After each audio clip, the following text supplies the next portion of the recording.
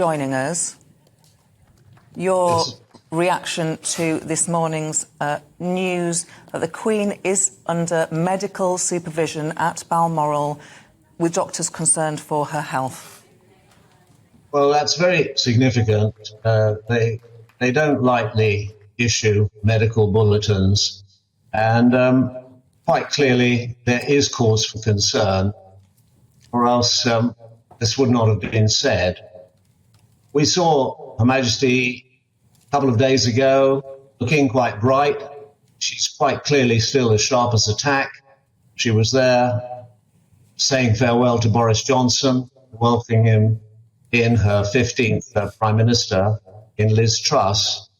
And that all went very well, but anybody with eyes to see could recognise that she's old and she's looking more frail, and we remember her from the time of the magnificent Jubilee, which we enjoyed in June. So these are testing days. The future will tell what will happen, but one thing is for sure, that she's being well looked after, well observed, and there are members of the family around, which will be a great comfort to her. And we all know, having witnessed the way she has conducted herself over the unprecedented reign of 70 years for this country, she will continue to do her duty as best she can.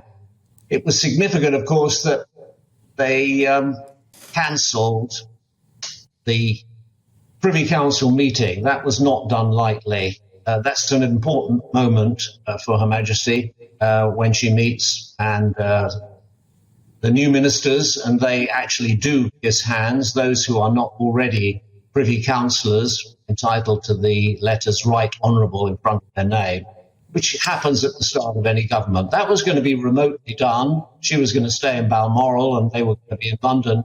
But the fact that that has had to be abandoned or postponed was always significant.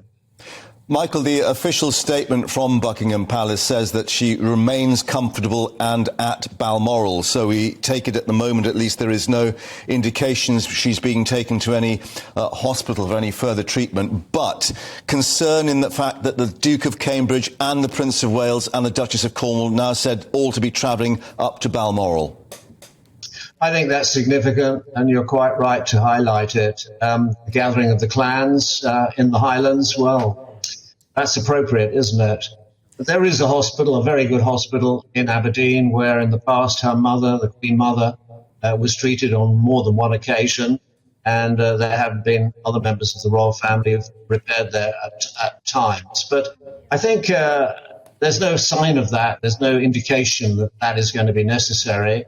But of course, all the specialists and the nursing care would be there if it is required.